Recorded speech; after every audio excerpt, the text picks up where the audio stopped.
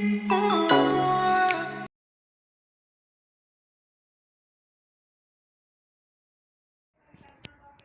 Guys, welcome back to my channel. I am Kalpana Yadav. आज मैं आप सभी के लिए लेकर आई हूँ क्लास 7th की बुक का चैप्टर नंबर 1।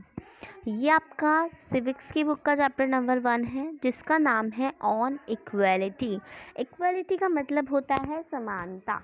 हम समानता, ठीक है। इक्वालिटी का मतलब होता है समानता। समानता से हम क्या समझते हैं? समान का मतलब होता है बराबर, ठीक है। तो इसी तरीके से समानता का मतलब हो गया एक जैसे, ठीक है, बराबर। वही है मतलब इसमें, ठीक है। इक्वल वही होता है ना, इक्वल, बराबर, तो यही है इसका मतलब। तो हम हिंदी में इक्वालिटी का मतलब होता है समानता, ठीक है। अब देखते हैं हम कि India is a democracy. In the class 6 book, we looked at the key elements of a democratic government. यानी कि भारत जो है वो एक डेमोक्रेटिक कंट्री है, एक लोकतांत्रिक देश है। क्लास 6 की बुक जो थी, हमने उसमें कुछ एलिमेंट्स, ठीक है, एलिमेंट्स और कुछ हमने जो उसके बारे एलिमेंट्स के बारे में, डेमोक्रेटिक गवर्नमेंट्स के बारे में पढ़ा था। जैसे कि दीज इंक्लूड पीपल्स पार्टिसिपेशन, यानी कि लोगों की भागीदारी। फिर था कि द रिवॉल्यूशन, ठीक है, रिसोल्यूशन है, द रिसोल्यूशन ऑफ कॉन्फ्लिक्ट, यानी कि संघर्षों का शांतिपूर्ण समाधान। उसके बाद था कि इक्वालिटी एंड जस्टिस, समानता और न्याय। फिर था समानता लोकतंत्र की जो है मुख्य विशेषता है, और जो है इसकी जो इन्फ्लुएंसेस हैं, पॉइंट्स हैं, उन सबको ये क्या करती है? अट्रैक्ट करती है। तो इस चैप्टर में आप इक्वालिटी जो है, इक्वालिटी के बारे में और ज़्यादा जानेंगे। और व्हाट इज़ इक्वालिटी, इक्वालिटी होती क्या है, डेमोक्रेटिक के लिए क्यों ज़रूरी है, और भारत में हम इक्वल हैं या नहीं हैं। हम कांता की कहानी से जो है इस बात को स्टार्ट करते हैं। ओके, चलिए तो अब देखते हैं। On election day, Kanta and her friend Sujata are waiting to cast their votes. यानी कि चुनाव के दिन कांता और जो उसकी सहेली है, यानी कि उसकी जो दोस्त है सुजाता, ठीक है, उसकी दोस्त जो सुजाता है, ये लोग वोट डालने की बारी का क्या कर रही हैं? इंतज़ार कर रही हैं। वोट डालने का क्या कर रही हैं? इंतज़ार कर रही हैं। तो अब देखते हैं इंतज़ार कर रही हैं ये। तो जैसे अब देखो, कांता कहती है कि कितनी अच्छी बात है ना सुजाता, कि जो हमारा जो हम सब अपने देश के समान नागरिक हैं, यानी कि इक्वल सिटीज़न हैं, ठीक है, इक्वल सिटीजन्स हैं। और इक्वल सिटीजन के रूप में हम क्या कर सकते हैं? वोट भी डाल सकते हैं। जैन साहब भी जो थे हमारे, जो है हमारे साथ ही लाइन में खड़े हुए हैं, वो भी इसी लाइन में जिसमें वो लोग खड़े थे। तो देखो, आपको वोट डालने के लिए लाइन दिख रही है कि लाइन कितनी लंबी है, सब वोट डालने के लिए खड़े हैं। सुजाता कहती है यस, हाँ बिल्कुल। फिर go on Kanta, it's your turn now, यानी कि चल कांता, अब तेरी बारी आई, सुजाता कहती है। तो अब जो कांता है वो कहती है, I will vote for the candidate who has promise to bring pipe water to our area. मैं तो उसे वोट दूंगी जिसने हमारे मोहल्ले में पानी की पाइपलाइन लगाने का वादा किया है। तो हम किसी न किसी मतलब से ही वैसे भी वोट देते हैं, कि जो जो जितनी सुविधा देता है हम उसी को वोट देते हैं, ठीक है। तो वही होता है कि जो जितनी सुविधा देगा हम उसको ही अपना जो है, हम उसको अपना वोट देते हैं, यही है बिल्कुल। तो चलो अब देखते हैं। तो अब हमें ये कह रहा है कि अब जो है कुछ देर बाद क्या होता है कि कुछ देर बाद आफ्टर वर्ड्स, जैसे कि हमें यहाँ पे दिख भी रहा है कि जो लोग हैं वोट में खड़े हैं, सब अलग अलग जॉब पर काम करते हैं अपना अपना। तो एक लेडीज़ है मनजीत कौर, जो कि एक टीचर है, तेजा सिंह एक ट्रेडर है, गिरीश राव जो है एक स्टूडेंट हैं, कांता देवी डोमेस्टिक वर्कर है, एंड सुजाता कुमारी भी डोमेस्टिक वर्कर है। तो डोमेस्टिक वर्कर ना वो होते हैं जो घरेलू काम जो घर का काम करते हैं, ठीक है। डोमेस्टिक वर्कर, ठीक है। डोमेस्टिक वर्कर वही होते हैं घरेलू काम का, जो घर के काम करते हैं। तो मैं साथ के साथ मीनिंग भी बताती जाती हूँ, जैसे कि कभी आप पढ़ने बैठो अपने आप, तो आपको ईजी हो पढ़ने में, ठीक है, क्योंकि अगर हमें वर्ड्स का मतलब पता होता है तो हमें आसानी रहती है ट्रांसलेट करने में और पढ़ने में, समझने में, है ना। तो चलिए नेक्स्ट पे चलते हैं। नेक्स्ट पेज हमें दे रखा है कि आफ्टरवर्ड्स, यानी कि कुछ देर बाद जो है वो जो कांता है वो अपने साहब को देखती है और वो साहब को क्या कह रही है, नमस्ते। यस नमस्ते साहब जी, नमस्ते साहब, यस का मतलब होता है जी। इसमें जो सेंटेंस में जो है यस का यूज़ किया गया है, नमस्ते साहब, तो जी नमस्ते साहब। तो जो साहब हैं उनके वो कहते हैं will see you later Kanta, यानी कि बाद में आना कांता, ठीक है, तो उसको विल बोलते हैं, विल, ठीक है, इस तरीके से। चलो नेक्स्ट पे चलते हैं। अब जो कांता है वो अपनी फ्रेंड सुजाता से बात करती हुई जा रही है। Gudiya has been running fever and I have to take her to the hospital but I will have to finish the work at sahib's house first and ask for some advance, यानी कि गुड़िया बुखार में पड़ी है, यानी कि गुड़िया को बुखार आ रहा है और उसे हॉस्पिटल लेकर जाना है, पर पहले साहब के घर से काम कराऊँ और फिर उनसे कुछ पैसे लेकर उधार लेकर जो है फिर उन्हें हॉस्पिटल लेके जाऊँगी। मतलब वही कि पहले साहब के घर से काम कराऊँ और उनसे फिर कुछ पैसे उधार लेके आऊँ। तो कांता जो है उधार पैसे लेने के लिए जाएगी और वहाँ पर साफ़ सफाई करने जाएगी कांता अपने साहब के घर। अब वो घर पर पहुँचती है एट होम, यानी कि घर पर, तो वो अपनी बेटी से कहती है here have some of this you will feel better and when I get back in the evening will go to the hospital, okay. ये ले, वो कहती है ले ये पी ले, कुछ अच्छा लगेगा तुझे, और मैं जब शाम को लौटूंगी ना तो हम लोग अस्पताल चलेंगे, यानी कि तो अपन अस्पताल चलेंगे, ठीक है। तो फिर ये कहती हैं कि अब जब कांता काम करने के लिए बाहर जा रही है, अपने घर से बाहर निकलती है, तो वो सोचती है कि गुड़िया बार बार बीमार नहीं पड़ेगी तो और क्या होगा, इस बस्ती में तो कभी साफ़ सफाई होती नहीं है, यानी कि इट्स नो वंडर दैट गुड़िया false it often this Basti never clean, यानी कि गुड़िया बार बार बीमार नहीं पड़ेगी तो क्या होगा, इस बस्ती में तो कभी साफ़ सफाई होती ही नहीं है। तो कांता ये सोच रही है, देखो कितना गंद दिखाई दे रहा है ना, बच्चे भी ऐसे बैठे हुए हैं तो गंदगी हो रही है नीचे, तो इसीलिए कांता भी ये सोचती है। फिर make sure to do the properly corners, यानी कि make sure to do the corners properly. तो जो मालकिन है कांता की वो कहती है कॉर्नर को अच्छे से साफ़ करना, ठीक है। फिर चलो अब जो है कांता की जो मालकिन है वो उसे पैसे देती हैं, तो वो कहती हैं here's your advance Kanta but don't make a habit of it, यानी कि कांता ये रही तेरे पैसे, पर पहले से पैसे मांगने की आदत मत डाल, समझी। तो कांता कहती है नो मैडम, जी मैडम, जी मैडम नहीं बनाऊंगी।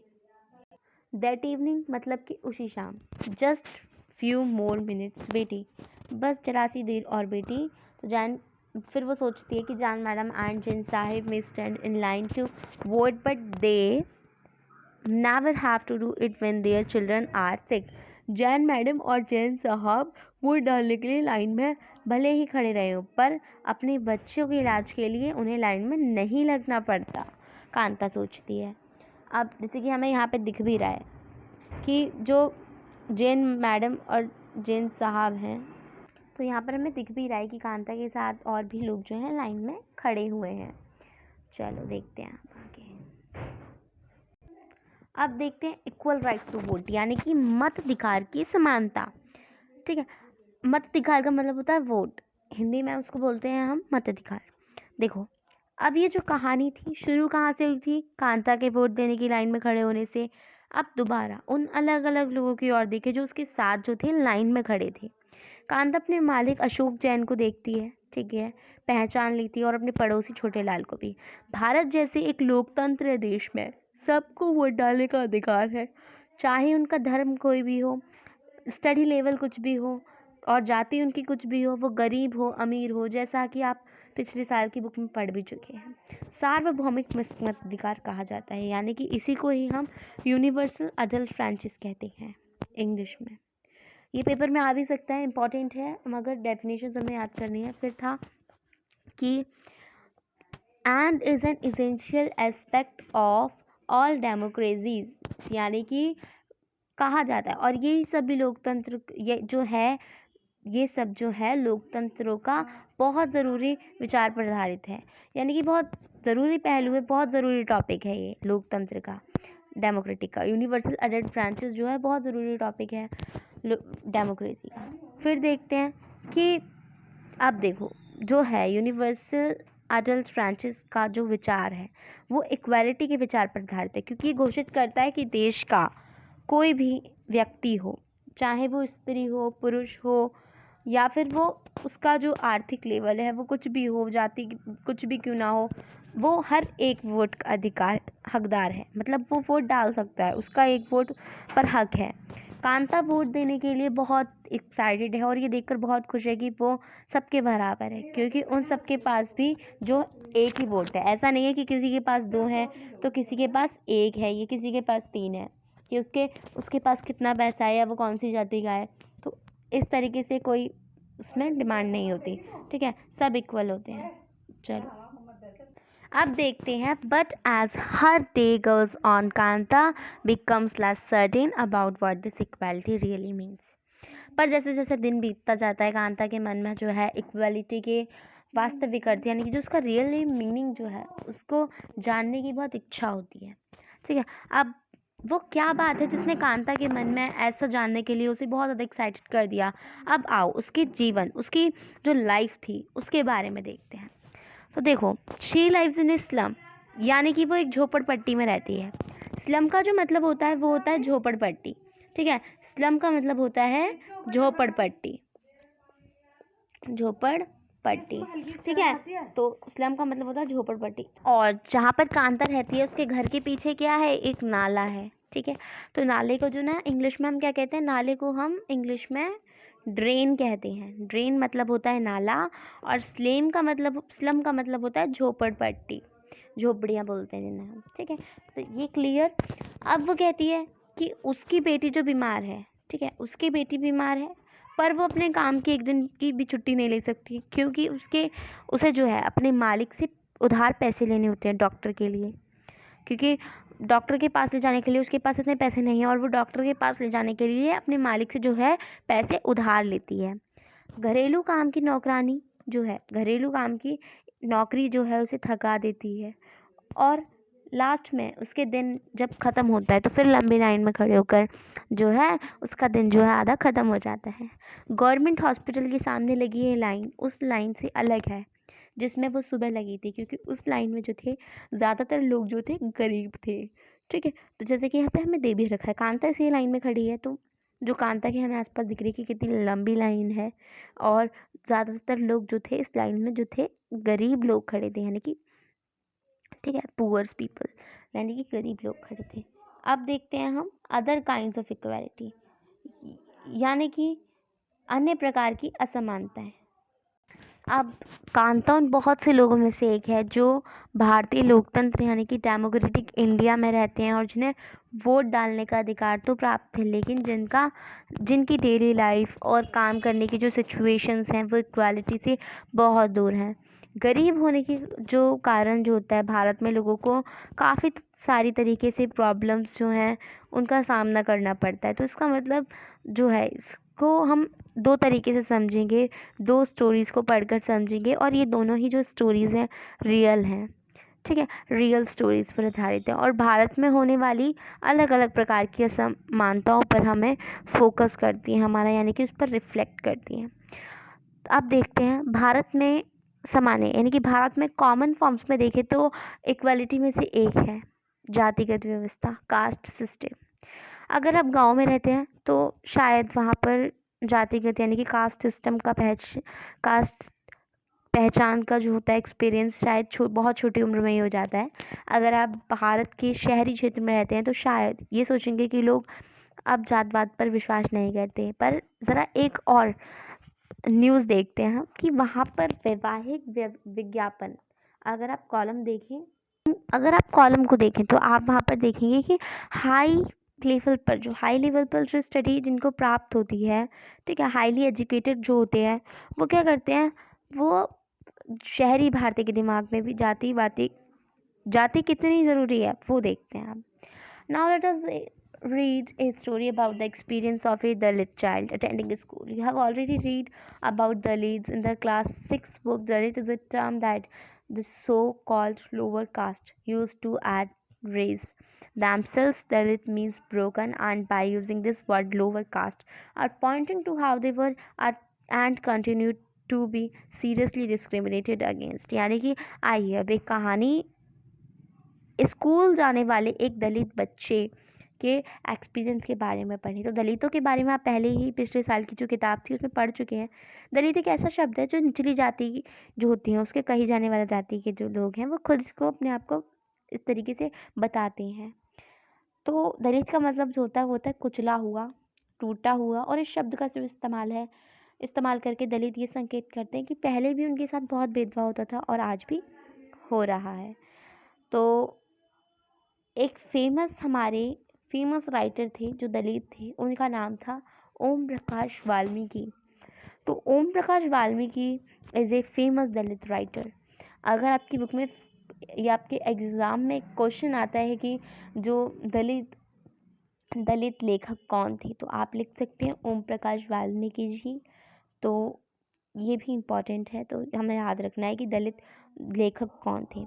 तो ओम प्रकाश वाल्मीकि जो थे वो एक प्रसिद्ध दलित लेखक थे और उन्होंने अपनी ऑटोग्राफी लिखी है इसमें, अपनी झूठन, एक तरीके से ऑटोग्राफी झूठन को बोलते हैं। तो एक तरीके से उन्होंने अपनी झूठन लिखी है, ऑटोबायोग्राफी नहीं, झूठन लिखी है उन्होंने अपनी। तो स्कूल में दूसरों से दूर बैठना पड़ता था, वो भी ज़मीन पर। अपने बारे में बता रहे हैं ओम प्रकाश वाल्मीकि जी। फिर वो कहते हैं कि स्कूल में दूसरों से दूर बैठना पड़ता था, वो भी ज़मीन पर। अपने बैठने की जगह तक आते आते जो थी वहाँ पर चटाई छोटी पड़ जाती थी। कभी कभी तो एकदम पीछे दरवाजे के पास बैठना पड़ता था, जहाँ से जो बोर्ड पर लिखे अक्षर जो थे वो धुंधले दिखाई देते थे। कभी कभी बिना कारण जो टीचर थे वो पिटाई कर देते थे। और जब वो क्लास 4th में थे तो उनके प्रिंसिपल ने ओम प्रकाश से स्कूल और खेल के मैदान में झाड़ू लगाने को कहा। वो लिखते हैं, लंबा चौड़ा मैदान मेरे वजूद से कई गुना बड़ा था, जिसे साफ करने से जो थी उनकी कमर दर्द करने लगती है। यानी कि धूल सा चेहरा, सिर अट गया था, मुंह के अंदर जो थी धूल घुस गई थी। तो मेरी क्लास के जो बाकी बच्चे थे वो पढ़ रहे थे और मैं झाड़ू लगा रहा था। प्रिंसिपल अपने कमरे में बैठे थे, लेकिन निगाह मुझ पर टिकी थी। पानी पीने तक की इजाज़त नहीं थी। पूरा दिन, देखो, हाँ यहाँ पर आते हैं, यानी कि पूरा दिन वहाँ पर क्या था, पूरा दिन मैं झाड़ू लगाता रहा और स्कूल के कमरों की खिड़की दरवाज़ों से जो टीचर थे और लड़के जो आंखें छुपा छुपा कर तमाशा देख रही थी। ओम प्रकाश से अगले 2 दिन तक स्कूल और प्लेग्राउंड में झाड़ू लगवाया जा रहा था और ये जो काम था ये बिल्कुल लगातार होता रहा। ये काम जो था तभी रुका जब उधर से गुजरते हुए उनके पापा ने अपने बेटे को झाड़ू लगाते हुए देखा और उन्हें टीचर से बहुत साहसपूर्वक सामना की और ओम प्रकाश का हाथ पकड़कर स्कूल से बाहर जाते हुए ऊंची आवाज़ में कहा, सबको सुनाते हुए कहा कि मास्टर हो इसलिए जा रहा हूँ, पर इतना याद रखना कि मास्टर ये यहीं पढ़ेगा, इसी स्कूल में पढ़ेगा, और यही नहीं, इसके बाद सभी आएंगे यहाँ पर पढ़ने के लिए, ठीक है। तो वो कहते हैं उनके पापा। दूसरी कहानी, the second story is based on an incident that took place in one of India's largest cities and is common practice in most parts of the country. It is a story about Mr. and Mrs. Ansari who were looking to rent an apartment in the city. तो दूसरी कहानी एक ऐसी घटना पर आधारित है जो भारत के एक बड़े शहर में घटी और देश का जो आधा भाग था वो ऐसा होना जो था वो बहुत एक नॉर्मल बात है। ये कहानी श्री और श्रीमती अंसारी की है, ठीक है। तो अंसारी जी जो थी श्रीमती अंसारी की है, जो शहर में जो थी किराए पर जो थी एक मकान ढूंढ रही थी, मकान लेना चाह रही थी। वो पैसे वाली थी, इसलिए किराए की उनके पास कोई समस्या नहीं थी, ठीक। अब वो एक घर अपने लिए घर ढूंढने के लिए वो एक प्रॉपर्टी डीलर के पास जाती है, ठीक है। प्रॉपर्टी डीलर के पास गई तो डीलर ने उन्हें बताया कि वो कई खाली मकानों के बारे में जानता है, ठीक है। फिर क्या होता है कि जो किराए पर मिल सकते हैं, उन्होंने कहा डीलर ने, तो वो पहला मकान देखने गए। अंसारी दंपति का मकान बहुत अच्छा, उन्हें जो था वो मकान बहुत अच्छा लगा और उन्होंने मकान लेने का वहाँ पर फैसला लिया। फिर जब मकान मालिक ने उनके नाम सुने तो वो बहाने बनाने लगे कि नहीं, वो मांसाहारी लोगों को मकान नहीं दे सकती क्योंकि उस बिल्डिंग में कोई भी मांसाहारी जो है इंसान नहीं रहता। प्रॉपर्टी डीलर और अंसारी दंपति दोनों यही सुनकर जो थे वो बहुत सरप्राइज हो गए, यानी कि चौंक गए कि पड़ोस से तो मछली पकाने की जो है स्मेल आ रही है, और उनके सामने उन दूसरे तीसरे और जो मकान है वहाँ पर भी उन्हें जो पसंद आए थे यही बहाने दोहराए गए। तो इसी तरीके से वहाँ पर भी यही बहाने लास्ट में जो प्रॉपर्टी डीलर था उन्होंने उन्हें आइडिया दिया कि वो अपना नाम बदलकर श्री और श्रीमती कुमार रखना चाहें। अंसारी दंपत्ति ऐसा करने के इच्छा नहीं थी उनकी, इसलिए उन्होंने कुछ और मकान देखने का निश्चय किया, फैसला लिया। लास्ट में लगभग 1 महीने ढूंढने के बाद उन्हें एक मकान मालकिन मिली जो उन्हें किराए पर मकान देने को तैयार थी।